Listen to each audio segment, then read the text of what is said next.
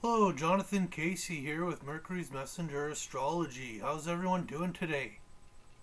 I hope you guys are having a good time. I hope you had a great Christmas here.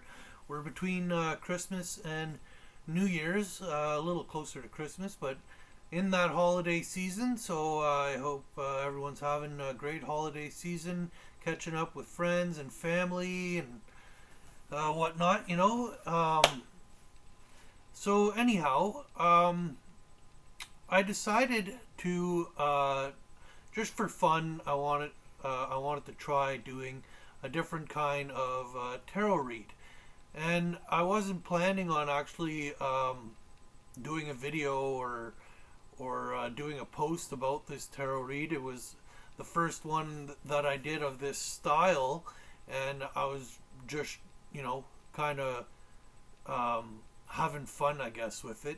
But I had to post it when I kind of saw the reading, and I just felt it was too.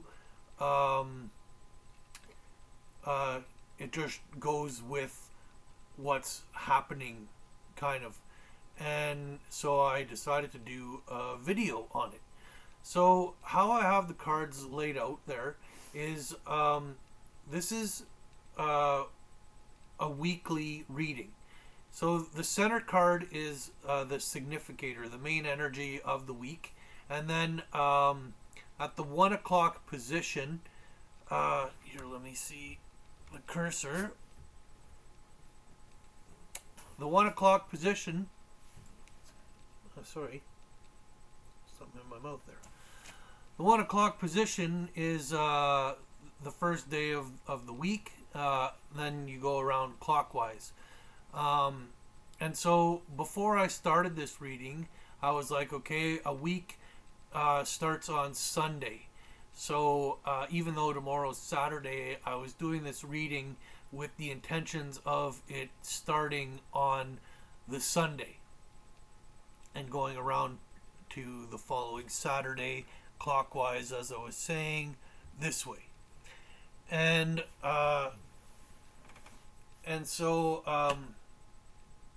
yeah, let me tell you what this reading is, describing the cards, and then I'll go into why I decided to make a whole video behind this. Okay, so the first card, the significator, the main energy of the week. Let me see about zooming in here a little bit. Is the Knight of Wands. Okay, or moths.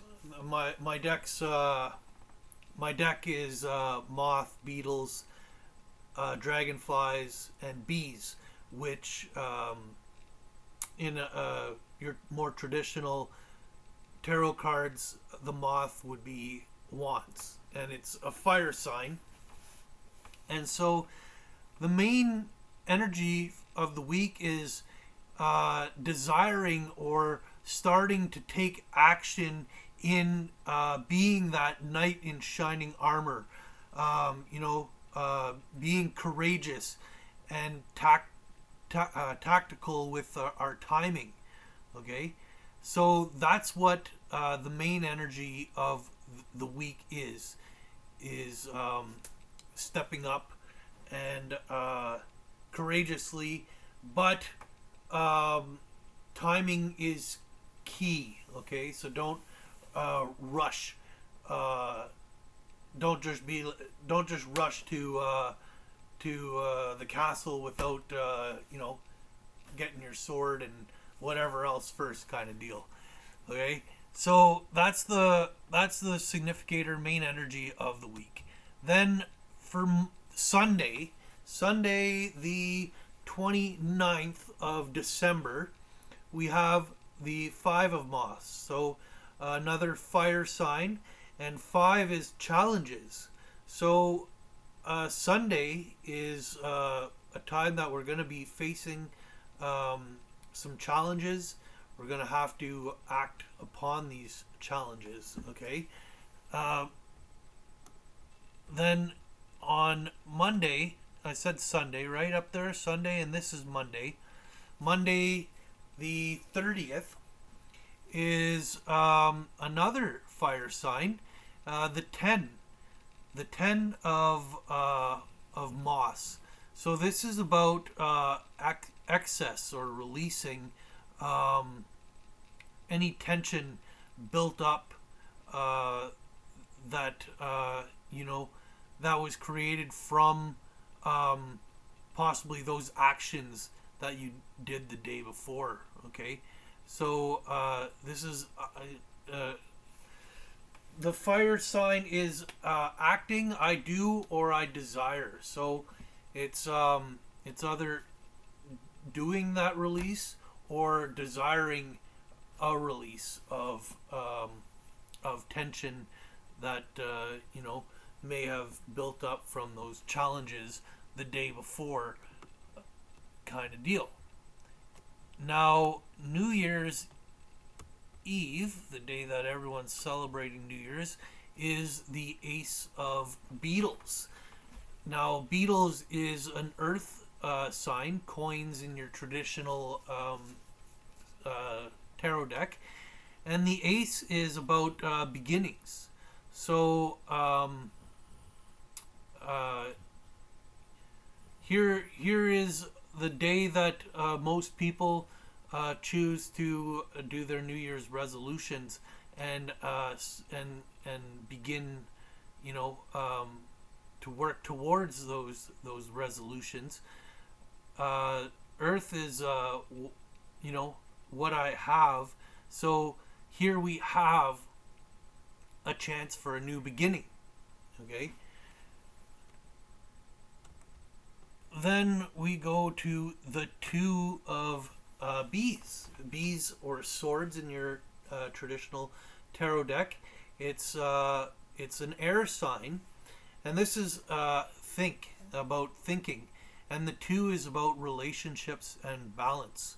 Okay, so this is it's kind of speaks for itself, right?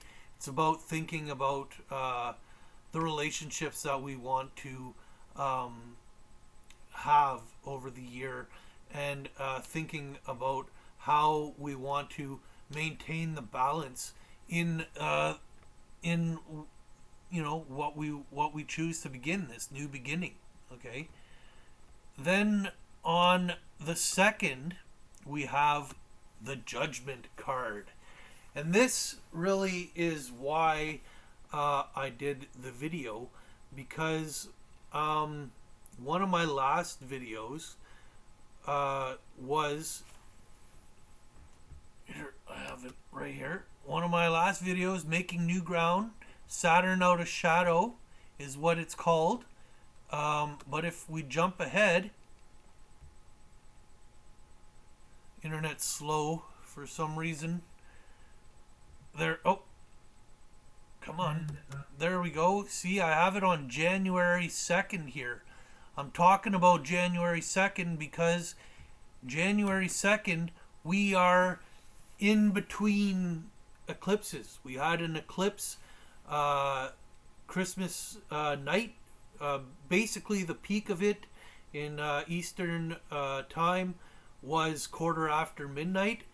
But it did start at quarter to 11 Eastern time, and so basically Christmas Day, the eclipse started, and then I'll go back to my program here. If you look down below, January 10th, we have another eclipse, the lunar eclipse, the full moon eclipse, and the 2nd is right in the middle.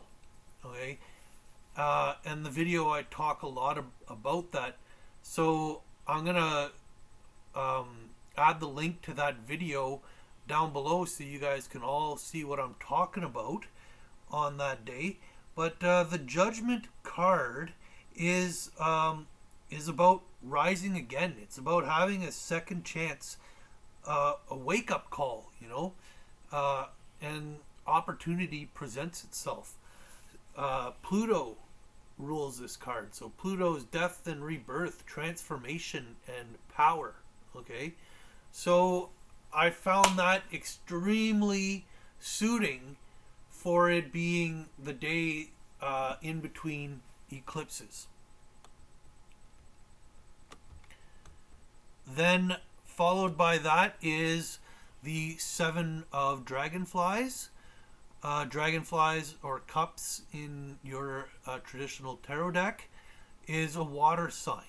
And 7 is potential, okay? So this is about feeling the potential that we have on the outcome of this judgment, of this second chance that we're getting, kind of deal. And then to wrap it all up is the Queen of Bees, an air sign, swords in your traditional tarot deck, and the Queen is nurturing, motherly. It's loving, influential. Okay, so this is about thinking really how we're going to be the healer, the nurturer. It's about thinking about this whole, wrapping up this whole week, and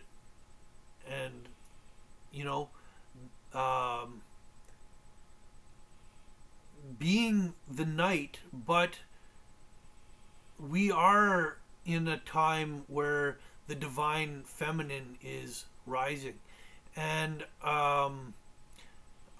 right now I'm thinking of the last season there of Game of Thrones, how a woman was knighted in that movie. She was like, oh, I can't be a knight, I'm a woman, and they knighted her in despite that, and it was a very touching scene, and I feel like those are the times that we're in. The definition of knight is changing. Really, the divine masculine, which I feel really is, that the Knights of the Round Table kind of deal, right? Embody a very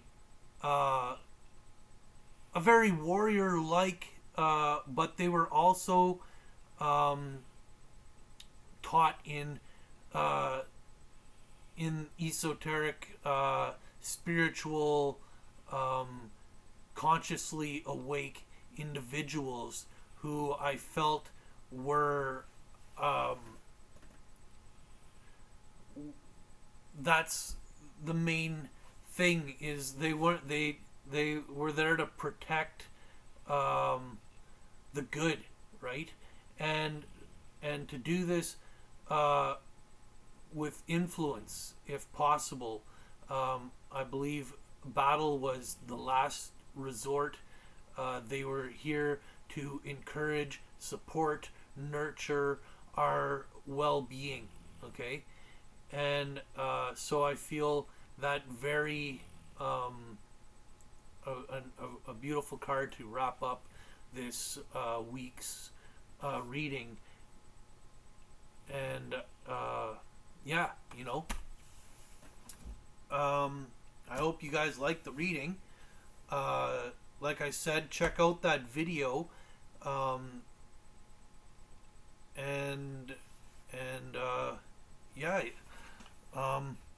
I guess that's it. So see you guys all next time, and take care. Bye for now.